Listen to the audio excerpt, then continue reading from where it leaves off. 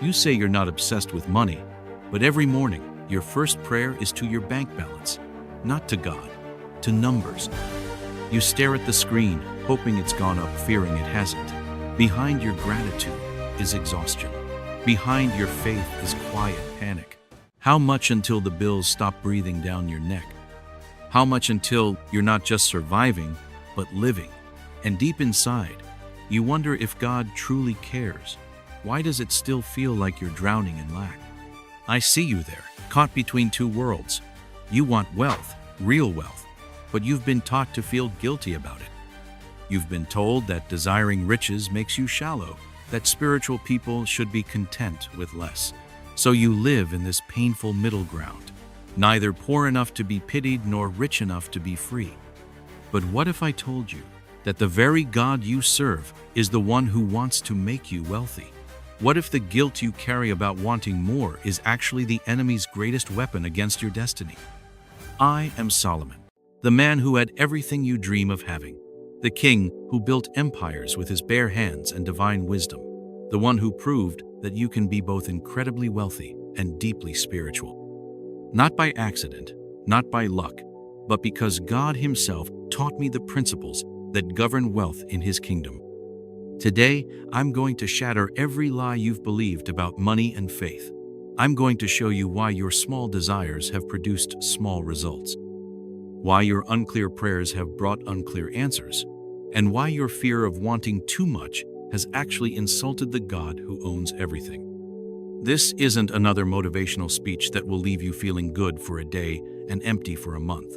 This is the revelation that changed my life and built my kingdom. The same principles that can transform you from someone who manages money to someone who commands it. But I need to warn you, what I'm about to share will challenge everything you think you know about wealth, faith, and worthiness. It will demand that you stop playing small and start thinking like the heir to the kingdom that you actually are. If you're ready to stop apologizing for wanting more and start claiming what God has already prepared for you, then you need to hear every word of this message. Subscribe right now, because this isn't just content you consume and forget. This is the turning point where you finally become the person you were created to be. Number 1. The man who gives up too soon reveals how little he truly desired. You know that moment when you're alone with your thoughts, and you realize you've quit on something again. Another dream abandoned, another goal left unfinished, another promise to yourself broken. You tell everyone it wasn't meant to be, that the timing wasn't right, that circumstances were against you. But deep in your heart, in that place where truth lives without makeup, you know the real reason. You didn't want it badly enough. I have watched men for decades.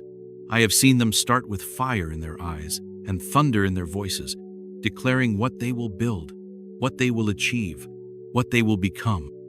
And then I have watched that same fire die to embers, then to ash, then to nothing. Not because the dream was impossible, but because the desire was shallow. When a man gives up too soon, he reveals the depth of his commitment. He shows the world, and more importantly, he shows himself, that what he claimed to want with his mouth was never truly wanted with his heart. The mouth can lie, but persistence cannot. The mouth can promise, but endurance cannot fake itself. Time is the great revealer of true intention. Think of a river carving through stone. Does the water quit when it meets resistance? Does it complain that the rock is too hard, that the path is too long, that progress is too slow? No. The water understands something that most men have forgotten. Persistence is not about force, it is about consistency. It is about showing up again and again, not because the task is easy, but because the purpose is clear. I remember a merchant who came to my court. He had traveled for months to reach Jerusalem, carrying spices and silk from distant lands. His clothes were torn, his feet were bleeding, his face was weathered by sun and sand. When I asked him why he had endured such hardship for trade, he looked at me with eyes that burned with something deeper than ambition. He said, "Your Majesty, a man who truly wants something finds a way. A man who doesn't want it badly enough finds an excuse." That merchant understood what most never learn. Desire is not a feeling. Desire is a decision. It is not the momentary excitement you feel when you see someone else's success. It is not the temporary motivation that comes from watching an inspiring speech. True desire is the quiet, unshakable, knowing that you will continue moving forward even when the feeling fades, even when the excitement dies, even when everyone else thinks you're crazy. Most people operate on passion, and passion is unreliable. Passion burns hot and fast, like dry wood in a fire. It creates impressive flames for a moment, but it cannot sustain itself. When the wood is consumed, the fire dies. But purpose, true purpose, is like coal. It burns slowly, steadily, with a heat that can last for hours. It may not look as impressive as the blazing fire, but it will keep you warm through the coldest nights. The mediocre don't fail because they lack talent. They fail because they retreat at the first sign of real resistance. They expected the path to be easier, the progress to be faster, the recognition to come sooner. When reality doesn't match their expectations, they choose to preserve their ego rather than pursue their goal. They would rather quit with their dignity intact than continue with their pride wounded. But the wise understand that resistance is not the enemy of success. Resistance is the creator of strength. Every muscle grows under tension. Every skill develops through challenge. Every character is forged in the fire of difficulty. When you encounter resistance, you are not being punished. You are being prepared. The very thing that makes you want to quit is the thing that is making you worthy of what you seek. I have seen men abandon their dreams just steps away from breakthrough. They give up in the valley, not knowing that just beyond the next hill lies the very thing they were seeking. They interpret delay as denial, temporary setback as permanent failure, and silence from heaven as abandonment by God. They fail to understand that the darkest hour is often just before dawn, that the deepest valley is often the gateway to the highest mountain. Here is what I want you to understand. Your commitment level is your success predictor. Show me how long you're willing to persist when everything seems to be going wrong, and I'll show you how far you'll go in life. Show me how you respond when progress is invisible, when critics are loud, when your own doubt whispers in your ear, and I'll tell you whether you're destined for mediocrity or greatness. Genuine faith does not depend on immediate visible results. It survives God's silence, man's rejection, and the coldness of circumstances. It continues to build when others cannot see the foundation. It keeps planting when others see no sign of harvest. It maintains hope when evidence suggests despair. This is not foolishness. This is the very essence of what separates those who achieve extraordinary things from those who settle for ordinary lives. Stop measuring your progress by other people's timelines. Stop comparing your beginning to someone else's middle. Stop expecting your first attempt to look like their final result. The man who built an empire didn't become an emperor on day one. He became an emperor by refusing to quit on day 1000, when most others had already given up on day 10. Your breakthrough is not canceled because it's delayed. Your promise is not void because it's taking longer than expected. Your dream is not dead because it's been quiet for a season. What God has spoken over your life will come to pass, but only if you're still standing when it arrives. Number 2, everything you seek begins with a sincere question: what do I truly desire? You pray for money, but you haven't honestly examined why you want it. You ask for success, but you've never clearly defined what success looks like in your life. You plead for breakthrough, but you couldn't describe what you actually want to break through to. Most people are begging God for something they've never taken time to truly understand. And then they wonder why their prayers seem to bounce off the ceiling. Clarity is the beginning of all manifestation. Before anything can exist in the physical realm, it must first exist with perfect clarity in the realm of thought. God Himself demonstrated this principle in creation. He didn't speak vague words into the void. He didn't say, "Let there be some stuff." He said, "Let there be light." Specific, clear, definite. And light appeared exactly as He had declared. The reason most people's financial prayers go unanswered is not because God doesn't want to bless them, it's because they're asking for something they themselves don't understand. They want more money, but they've never defined how much more, or for what purpose, or by when. They want financial freedom, but they've never calculated what freedom actually costs. They want prosperity, but they couldn't tell you what prosperity looks like in their everyday life. Vague prayers produce vague results. Unclear desires attract unclear outcomes. When your request lacks precision, the universe responds with confusion.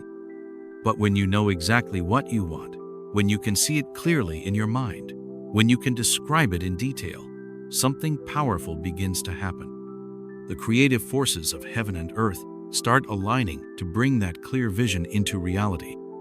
Writing is a spiritual and prophetic act. When you take what is swirling around in your thoughts and force it into words on paper, you are doing more than just making notes. You are creating. You are declaring. You are prophesying your future into existence. The act of writing transforms a wish into an intention, a dream into a plan, a possibility into a probability. I want you to understand something profound about the relationship between thought and reality. Everything that exists physically was first conceived mentally. The palace I lived in was built twice. First in the mind of the architect, then by the hands of the builders. The kingdom I ruled was established twice. First in the realm of vision and planning, then in the realm of action and manifestation.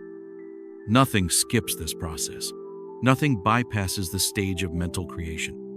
Most people pray for prosperity while still holding an inner image of failure, scarcity, or unworthiness. They ask God to make them wealthy while secretly believing they don't deserve wealth. They plead for abundance while maintaining a mental picture of lack. This internal contradiction creates what I call spiritual static. Their prayers and their beliefs are broadcasting on different frequencies, canceling each other out. Your inner image is more powerful than your outer words. What you truly believe about yourself, what you actually see when you imagine your future, what you genuinely expect to happen in your life. These invisible realities shape your visible world more than any prayer you could speak or any action you could take. I once knew a potter who understood this principle perfectly. Before he touched the clay, he would sit quietly and visualize the vessel he intended to create. He would see its shape, its size, its purpose, its beauty. Only when the image was crystal clear in his mind would he begin to work with his hands. He told me, "Your Majesty, the clay becomes what I first see in my heart. If my vision is unclear, my vessel will be flawed. But when I see clearly, my hands simply follow what my mind has already created." This is exactly how God operates in your life. He is waiting for you to provide Him with a clear blueprint. He is ready to release His creative power on your behalf, but He needs to know precisely what you want Him to create. The moment you get specific about your desires, the moment you write them down with clarity and conviction, heaven begins to respond. But here's what many people miss. God honors desire that is born from reverence and nourished with responsibility. He does not hand great blessings to confused hearts or selfish motives. When you ask for wealth, He examines why you want it.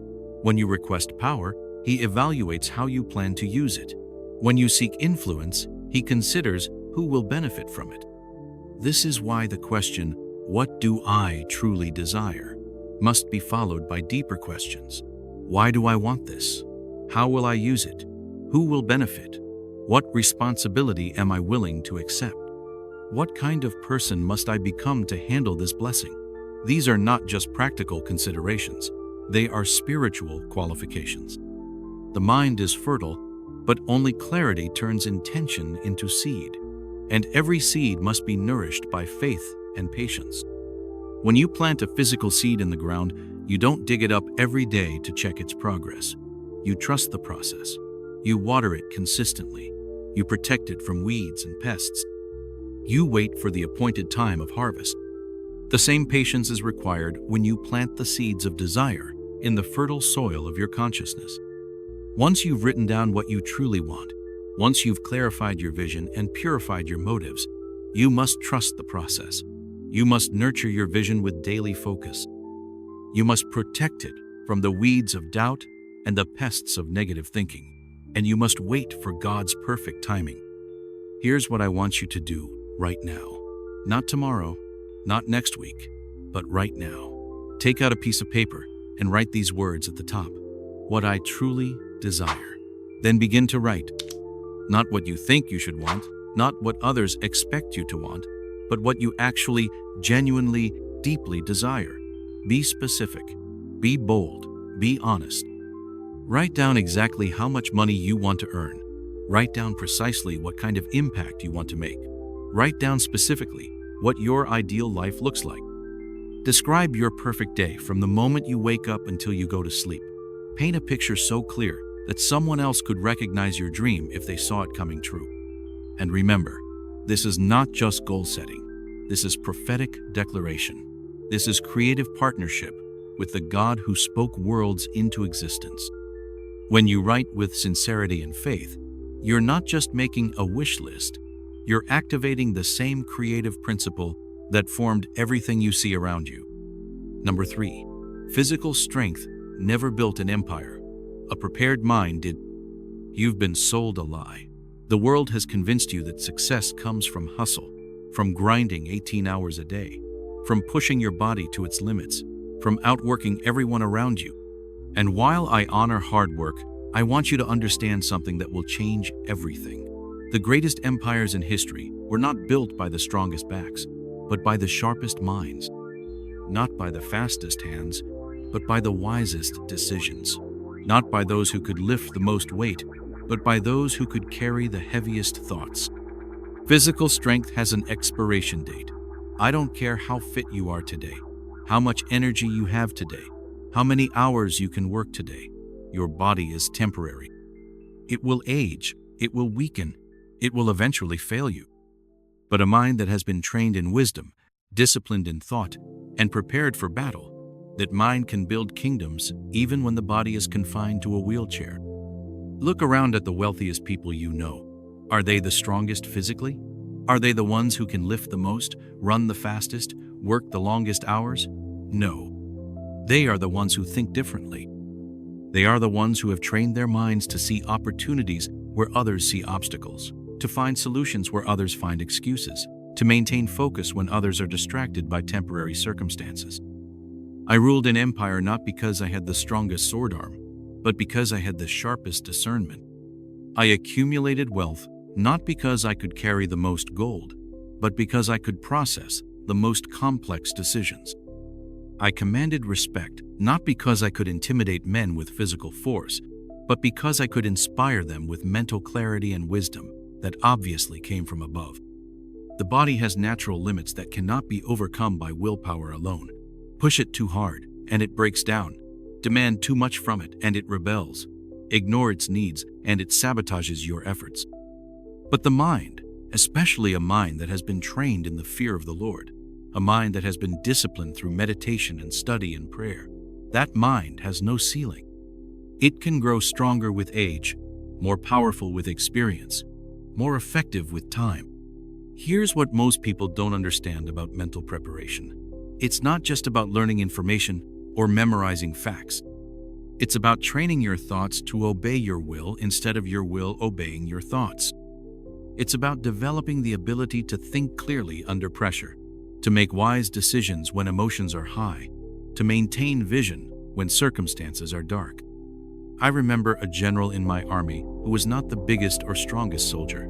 In fact, he was smaller than most of the men he commanded, but he had something that physical strength could never provide.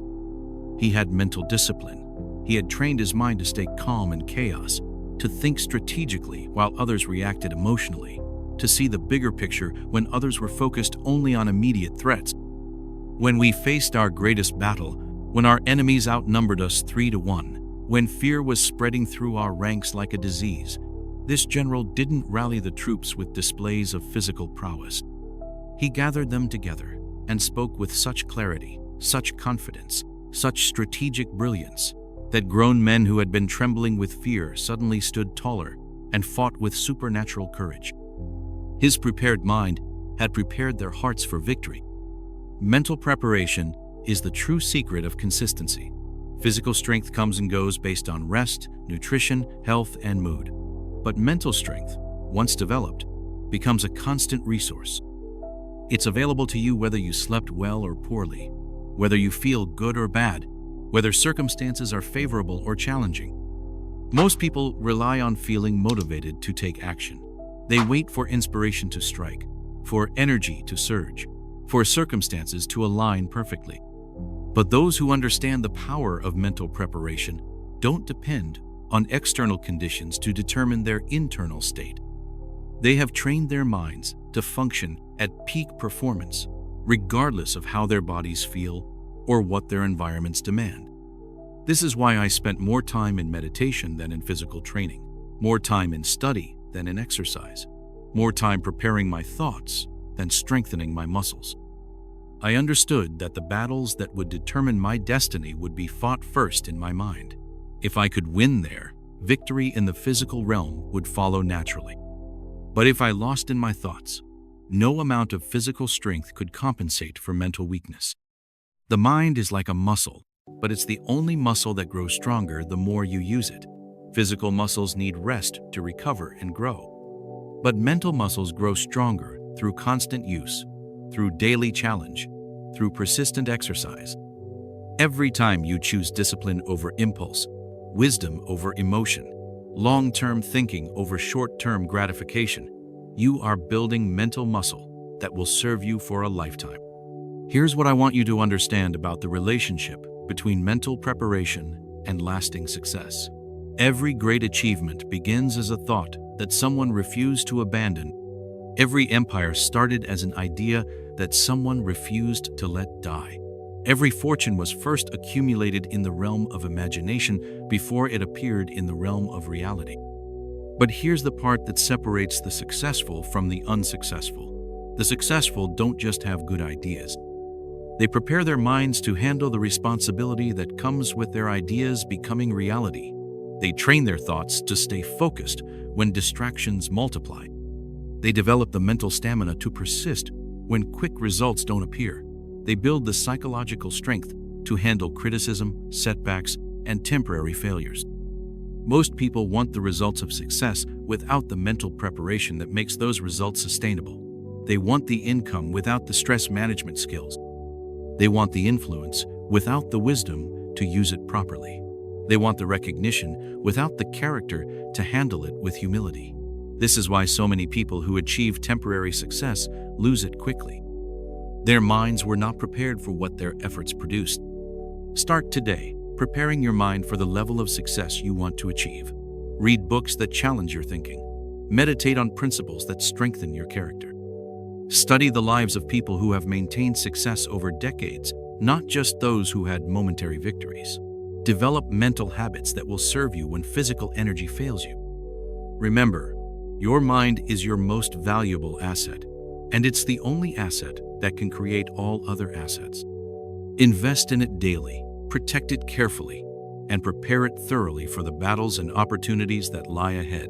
Because while physical strength may get you started, only mental strength will get you finished. Number 4, failures were my most expensive school, and also my most valuable. You're ashamed of your failures.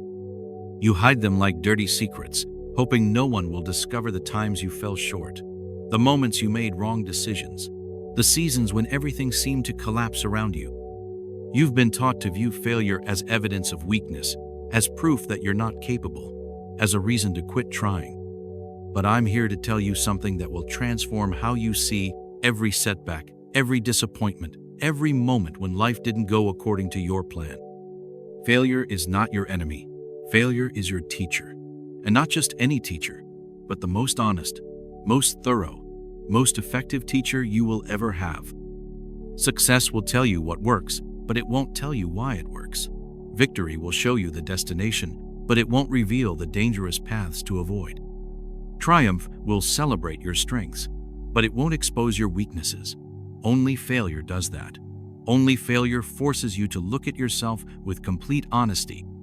I, Solomon, the wisest king who ever lived, made mistakes that would shock you. I made decisions that contradicted my own wisdom. I fell into traps that I should have seen coming from miles away.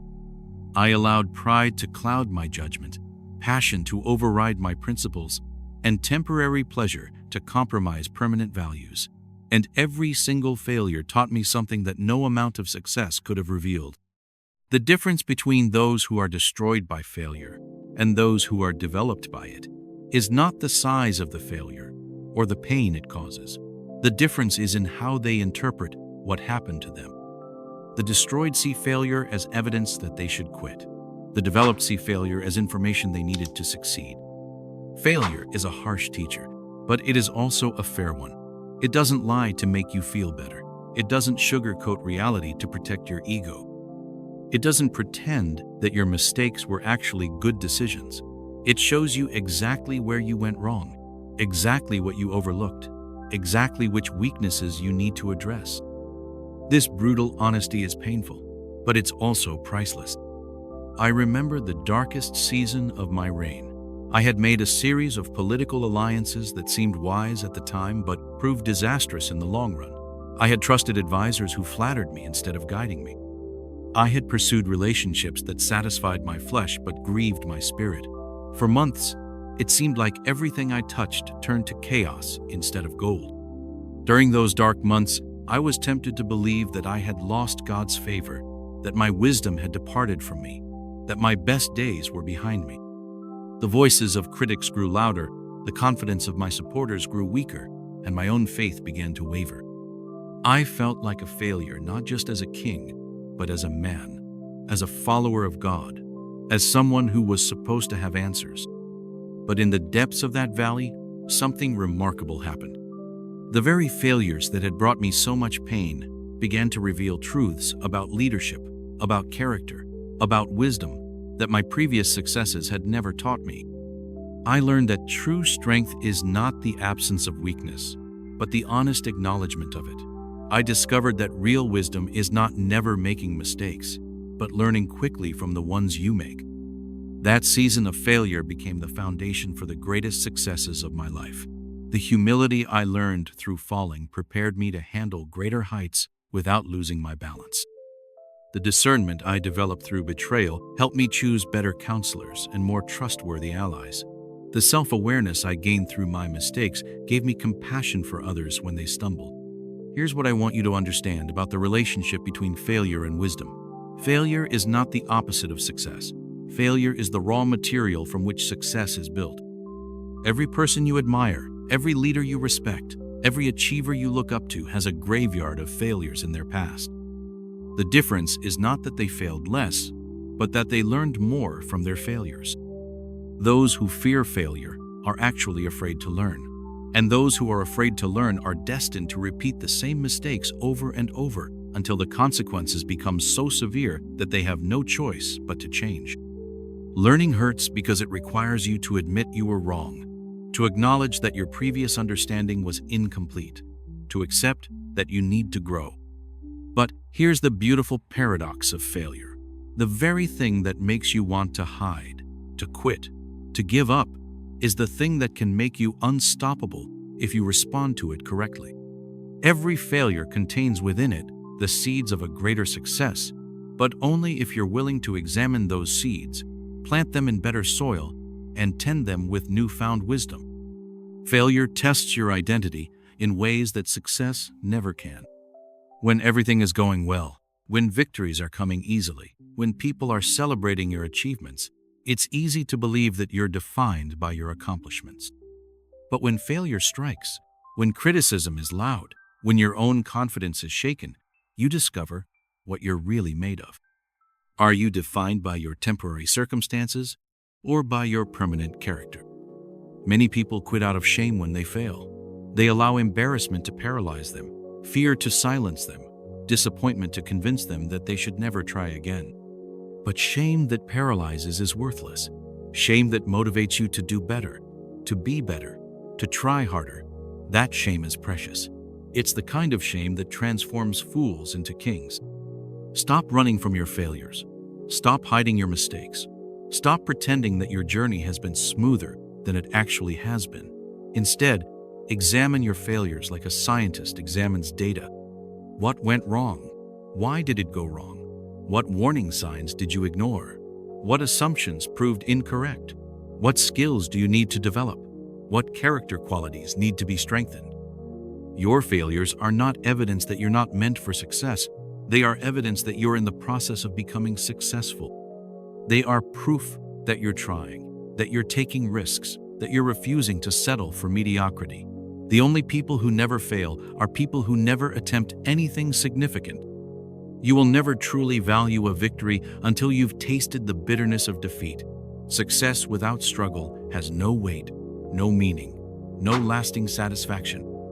But success that comes after failure, success that is built on the foundation of lessons learned through pain, that success has substance that can never be taken away from you. Number 5. Every visible wealth is preceded by invisible construction. You see their success, and you want to skip to the end of their story. You look at their wealth, and you wonder why your breakthrough is taking so long. You observe their influence, and you question whether you're on the right path. What you don't see is the invisible construction that preceded every visible blessing. You don't see the years of discipline when no one was watching, the daily habits that seemed insignificant at the time, the countless decisions to do right when wrong would have been easier. Every empire begins in hiddenness. Every fortune starts in obscurity. Every influence is built through seasons of invisibility. The gold that shines today was mined in darkness yesterday. The palace that impresses visitors was constructed by workers who labored in silence, laying foundation stones that no one would ever see, building support beams that would never receive recognition, installing systems that would remain hidden but were absolutely essential.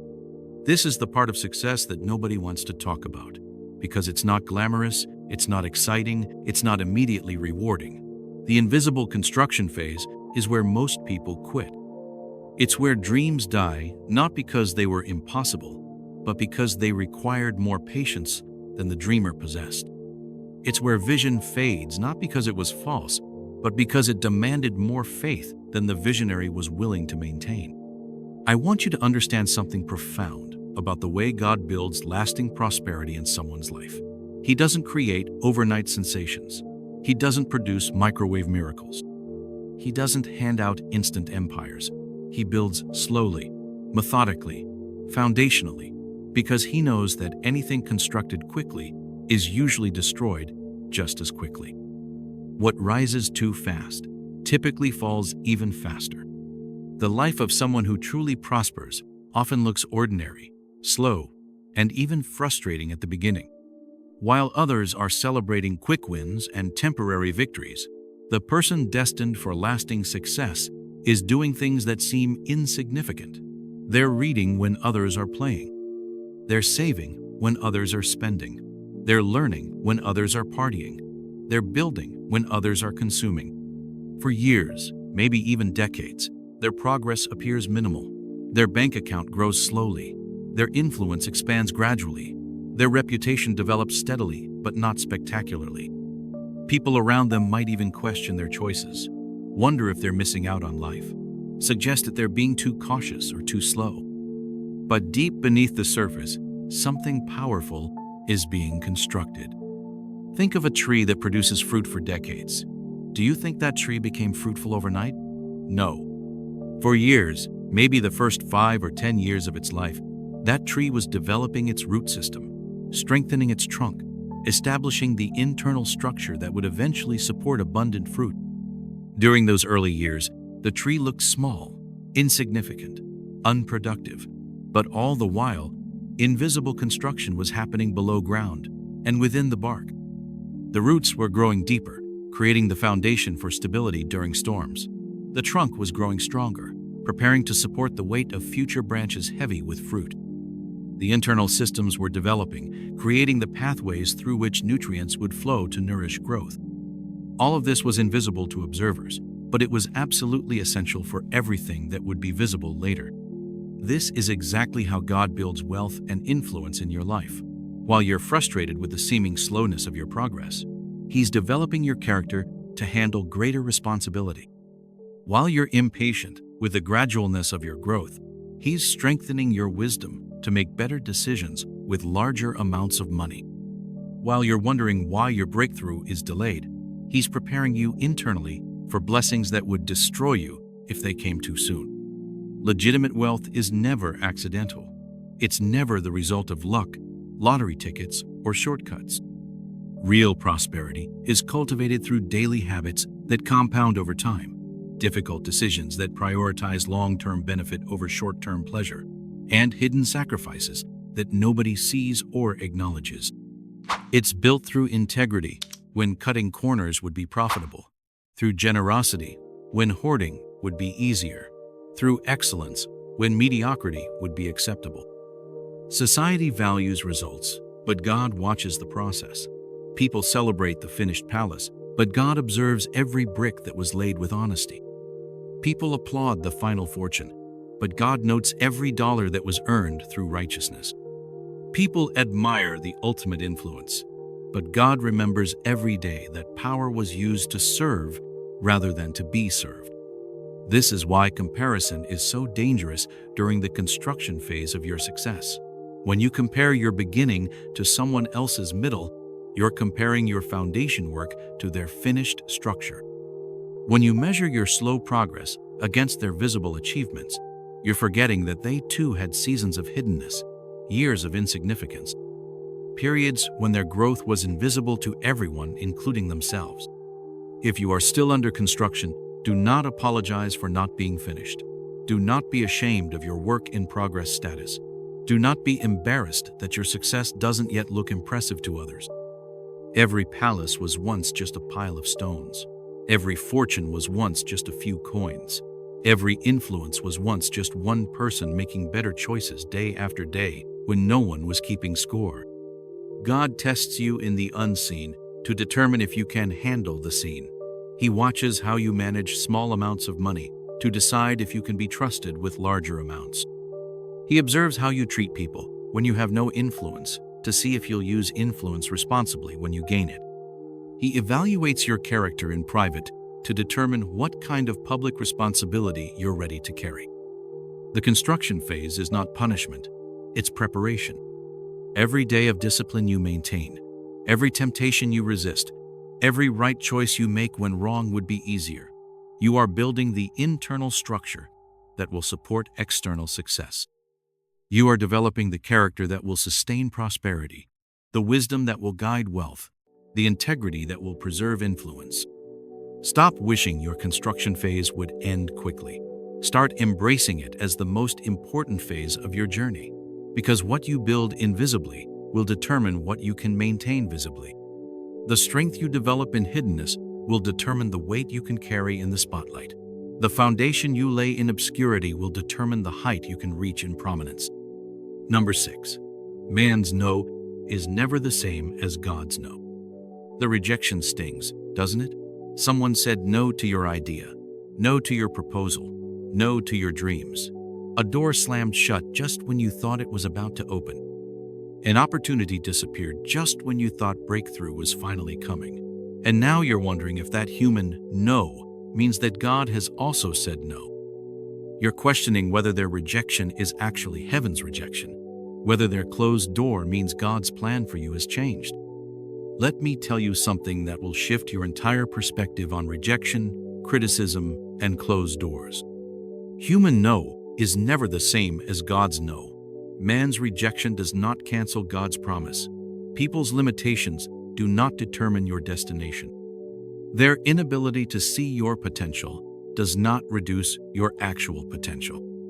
Their refusal to open a door for you does not mean that God will not open a different door, a better door, a door that leads exactly where you're supposed to go. I was ignored by leaders who should have recognized my wisdom.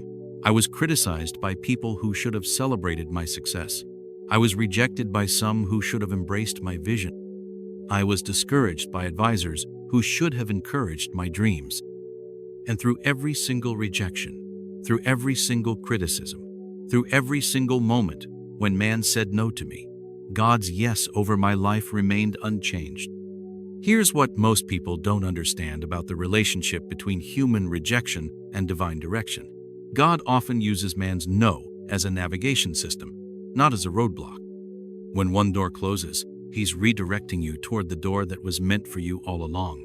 When one person rejects your idea, He's guiding you toward the person who will not only accept it but improve it. When one opportunity disappears, He's preparing you for an opportunity that will be better suited to your calling and your character. The no you're experiencing right now might not be rejection. It might be protection. That job you didn't get might have led you away from your true purpose. That relationship that ended might have prevented you from meeting the person you're actually meant to be with. That business deal that fell through might have saved you from a partnership that would have caused more problems than profits. But here's what separates mature faith from immature faith. Immature faith crumbles at the first sign of human resistance. It interprets every closed door as evidence that God has changed His mind. It views every rejection as proof that the original vision was false. It allows temporary circumstances to override eternal promises. But mature faith understands that human no often precedes divine breakthrough. I remember a season when it seemed like everyone was working against me. Political allies became opponents. Trusted advisors began questioning my decisions. People who had once supported my vision started suggesting that maybe I was moving in the wrong direction. For months, it felt like I was surrounded by no from every direction. The temptation was to believe that all these human voices were actually the voice of God telling me to change course. But in the quiet moments, when I pushed past the noise of human opinion and sought the Lord's perspective, I heard something different. I heard the same voice that had called me to kingship, the same voice that had promised me wisdom, the same voice that had declared His plans for my life. That voice hadn't changed. The promise hadn't been revoked. The calling hadn't been canceled. What had happened was that God was using the resistance of man to strengthen my dependence on Him.